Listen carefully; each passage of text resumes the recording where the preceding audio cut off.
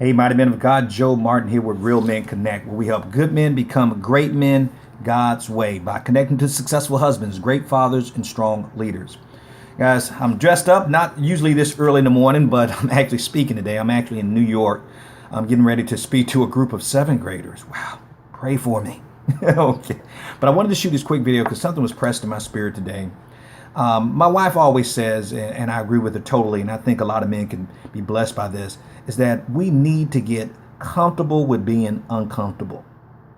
Let me say that again. We need to be comfortable with being uncomfortable. Now, the reason why she says that all the time, because my wife is a fitness trainer. She's a group and personal fitness trainer, one of the best in Chattanooga, I must say. But she deals with a lot of women and men who come to her who want to transform their bodies. They want to go from what they know they used to look like to what they think they should look like, but they don't look like anymore. And so a lot of times they come to her, they're very frustrated because they can't believe they let themselves get so out of shape, overweight, so weak in their muscles and that kind of thing. And so she challenges them, and a lot of people start, but a lot of them don't finish. And the reason why a lot of them don't finish is not because they're not capable of finishing, but when they're going through the process of building muscle, losing weight or losing fat or whatever it is that they're trying to change, that it gets a little bit uncomfortable. It gets uncomfortable changing the way they eat. It gets a little bit uncomfortable lifting more weight than they're used to lifting. It gets uncomfortable to go a little bit longer and endure a lot longer than they're used to enduring. So my wife always challenged him that he said, you have to be comfortable with being uncomfortable. Now, what does that have to do with us and as men, and why I'm sharing this quick video before I leave this hotel room, is because as men, we're notorious for wanting to control things. Now, I'm not trying to bash us or beat us down. I'm just speaking the truth because I'm one of the guilty culprits when we just want to be in control. And it's not that we're totally ego driven, because a lot of it has to do with ego. But for the men I'm talking about, you know who you are out there. I'm talking about the good men who are trying to be godly men, who are trying to step up to the plate as spiritual leaders in their home, in their relationships, and with their kids, and disciple their children. Is that a lot of times because we know we've been called as men to be providers, protectors, and the priest and prophet of our household. But we want to be in control because we don't like losing control.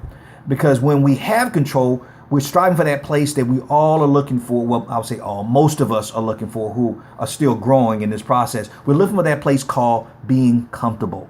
See, a lot of Christian men, they're not killing themselves to be rich like the world is trying to do, or be greedy. They just want to have comfort. They want to know what the next day is going to bring. They want to know what's around that next corner. They want to know that their family is going to be taken care of. They want to know that they're going to raise their kids in a safer society. And there's nothing wrong with that.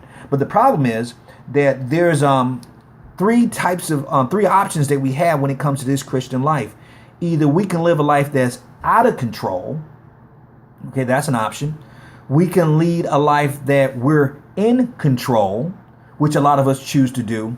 Or what about this third option? We can lead a life that's under God's control. We have out of control, we're in control, and then we have we're being under God's control. Now, I don't know about you, but when I struggle with this, I remember one of my friends, he told me one day, he said, Joe, what's going on in your life? And I was going through a stressful time, and I don't know, it could have been financial, it could have been professional. I don't even remember what the struggle was.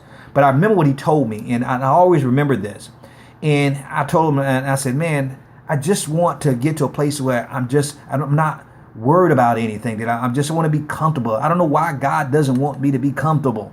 And when I said that to him, he spoke something to me that I'm sharing with you that really changed my perspective on all of this. He says, Joe, God never meant for you to be comfortable. Now let me say that again. He said, God never meant for any of us to be comfortable. And I said, what do you mean? God wants us to do his work. He wants us to expand his kingdom. He wants us to spread his word. And he says, yeah, but that doesn't involve being comfortable.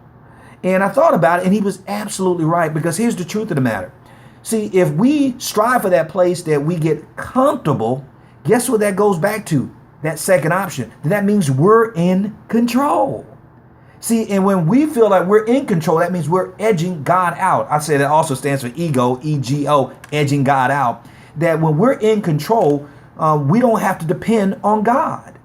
And so when we get to that comfort place, that means because we want to be in control. Now, we're not talking about the out of control behavior. Remember what we used to be before we gave our lives to Christ. But it's that middle ground, that control issue that we have of controlling our relationships, controlling our children, controlling our finances, control. Now, I'm not saying that we should be out of control, but what does it look like when we're under God's control? Well, what that looks like is when we trust God that we can't determine what's going to happen tomorrow, that we don't know if we're going to have our health. But God, we're under your control, so we're going to make right choices. We're going to be good stewards of our finances, even though we don't control the economy.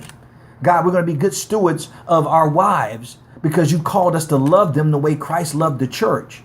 But I can't control my wife's feelings and her emotions. We're going to be under God's control to trust God as we disciple and train up our children the way they should go so they don't depart from those ways, even though we can't control their decisions. I think you get the point. So we have to make an option. We have to make a choice today, guys. We don't want to be out of control. We know what that life looked like, and we were going in a totally wrong direction. But do we want to be in that life where we're in control, where we're the God of our lives, where we think we can control and manipulate and predict and determine the outcome of everything? Or do we want to rest in the peace that comes under being under God's control? Because he is sovereign. He controls everything. Just thought I'd share that with you before I head out the door. But guys, if this has blessed you, please feel free to share this with any other man that you think is out of control or too much in control and needs to be under God's control. Because remember, we are males by birth, but we are men by choice. And we must make that choice every day because a male is a terrible thing to waste. So stay strong. Pray for me for safe travels when I go back home tomorrow night. And as always, be strong, stay blessed, and most importantly, stay in his grip. Talk to you soon.